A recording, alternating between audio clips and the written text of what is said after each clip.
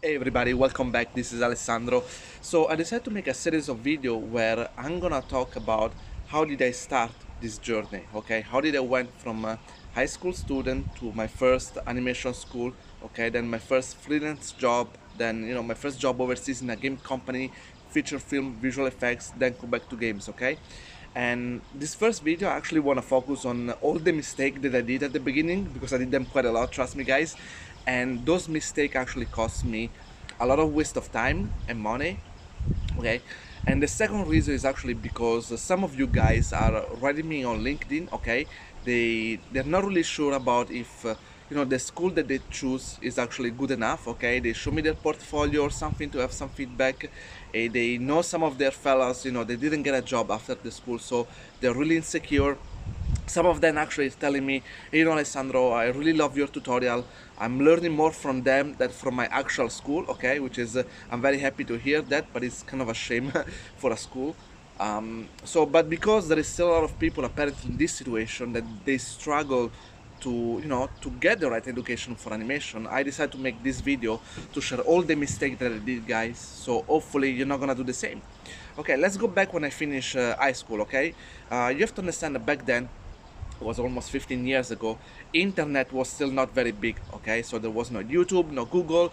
So I knew I wanted to study back then to the animation, but I didn't know what to do. And I remember, one day a friend of mine, she sent me a piece of paper, an advertisement about an to the animation school in Rome.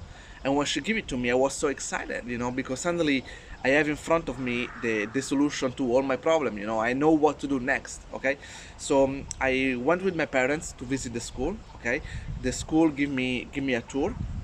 Okay, they show me the software that they were using, all the technique and everything. They tell me a little bit about animation, and me having no clue about the animation because of course I was just drawing at home for passion, right? All of this sounds very exciting and it looks so professional. On top of that, the school told us, Alessandro, after 3 years, our student will get an internship with a company which is in partnership with us. So I thought this is amazing, because I'm gonna study in this school for 3 years, and then I'm gonna get an internship with which is basically your first step into the industry, right? So I was so excited, and basically I begged my parents to get me into this school, and that's what I did.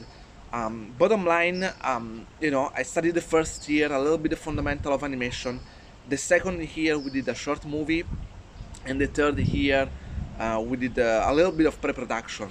And as I mentioned, guys, everything was so new to me. So whatever they teach me back then, I took it as awesome. Like, was everything new. I could finally animate. Was really exciting. And I'm telling you guys, I was so passionate about it that even as a student, I was spending at least 8 hours every day to study, including the weekend. I still remember, my friends that actually were going to university. Compared to me, they were spending very little time studying. Okay, on the weekend, on Thursday, they were going out getting drunk. I was really focused because I thought, you know what, there is not a lot of opportunity to be an animator, so I better put all my focus on energy into this. And that's what I did. Like, on the side, I was doing my own animation, other things, beside the exercise that the school was giving to me, and that's how passionate I was. Okay, but unfortunately, I realized later on that that it was a kind of a scam. First of all, they didn't give us the internship that they promised us, and which means that at the end of the school, we finish, we graduate, and they were okay. Thank you, guys. Have a good luck in the business industry, right? With your future. And suddenly we didn't know what to do because I didn't know many other, animation school or animation studio that I could apply. As I mentioned, guys, Google was still not a thing. You couldn't just do research so easily, and so we were a bit lost suddenly, all of us, and we start to wonder what to do.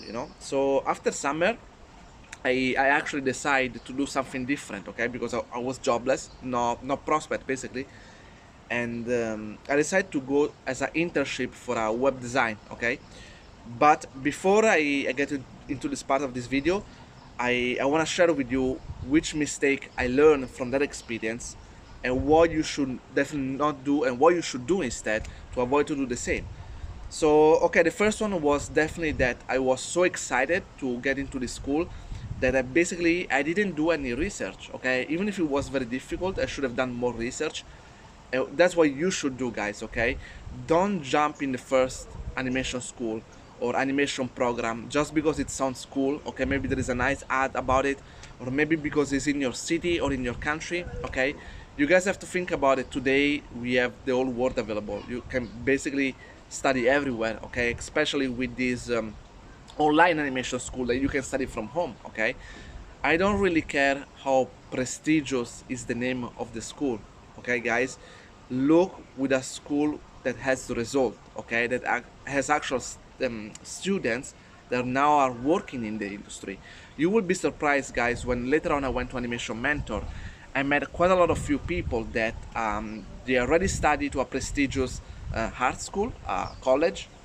They spent maybe hundreds of thousands of dollars, and then they didn't learn much about animation, and at the end they still have to go through Animation Mentor and pay again a second times. Okay, I found quite a lot of people like this, and definitely this is not the things that you want to do. Again, I will repeat it, I don't care how much it costs. A school doesn't mean anything, their name doesn't mean anything. There is a lot of these schools that are very prestigious, that they're only generalist, but they won't prepare you to get a job into animation. Okay, and you don't need those schools, guys, I'm telling you. So that's the first thing. Second things, you want to take a look who are the mentor in this school. Okay, who are the teacher basically, right? Are those teachers still working in the industry? Are they working a feature film, visual effects, video game company? Okay, because if those teachers they don't have a lot of experience on themselves, maybe they're not that good, and maybe you don't want to learn from them. Okay, and when you look at the teacher, don't look at their name yet and at their curriculum. Of course, that's the first step, but look as well at the demo reel, okay? Because every teacher is different, okay? Some teacher can be really good in body mechanics. Some teacher could be really good in acting, okay? You always want to make sure who are the teachers that you're gonna learn from, which are the skill, okay? I'm telling you guys, you can be lucky actually and get your first step into the into the industry in visual effects, feature film, and not even be that good, to be honest. So again, you want to make your research. And then again, another thing you can do is like when you take a look at the demo reel of the school, right? Because if you notice, some of those animation school will put a demo reel of all the work of done by the students, okay? And if they don't do that, is a definitely is a red flag, okay, for me. And once they put that, they will put the name of the student on the bottom of their shots. And what you can do, I would say, is really smart. Look for the name of the student on LinkedIn and Facebook. Contact them personally and say, hi, I saw your amazing animation on the demo reel of the school. I know you study there and I want to study there as well. Would you recommend me the school? Do you have a job at the moment? Is the school good? Worth it? Which are the pros and cons of the school? Ask all those questions, okay? I would say those are the most important, part, because you can actually talk with the few people that actually went to the school before you, and they can give you some inside information, okay? And so that's, I would say, that's definitely all the major things you should be able to do, because in this case, guys, if you don't do that and you do the same mistake that I did, or you're doing probably right now, you're gonna waste a lot of money, and most of the time a lot of time. Okay, I personally waste 3 years. Okay, and guys, if today if instead of went in that path I went directly to Animation Mentor, today, guys, I would have 3 more years of experience on my curriculum, and that's a lot.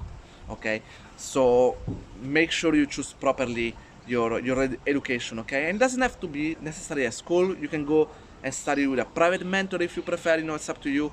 Just make sure you do all those research to figure it out, that if you're doing the right things. Okay, but saying that, go back to my situation.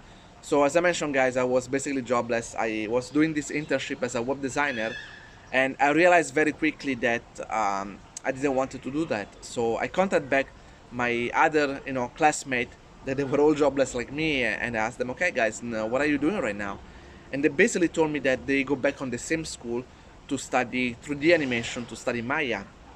And I didn't want to do that because I felt like the school scammed me once. Okay, I couldn't trust them anymore, so I didn't want to do that. So I decided basically this time to study by myself. Okay, I downloaded Maya 3ds Max and I started to look at the software. But I'm telling you guys, back then was very complicated because, as I mentioned again, there was no YouTube, no Google. You couldn't just search for tutorial online. You couldn't go on YouTube and look for other people's tutorial like I'm doing for you guys. And it was just very difficult because you have this complicated software, so many buttons and things to do, and nobody there explaining to you. So I had to buy a book, and not a very good book, honestly, and start to learn little by little. But at the same time, I was also discovering the that there was a lot of software, not just Maya. There was Maya, 3ds Max, XSI, Blender. There are so many, and like, what I'm gonna do? Which one should I choose, right? Because I don't want to get the same mistake. I don't want to do the same mistake where I'm gonna put a lot of effort and time into something, and then I choose the wrong software, right? So what should I do? So this time I learned from my mistake, and what did I did? I sent an email to some of the recruiter. So basically, I look for some video game company. Okay, I look for their job and career section.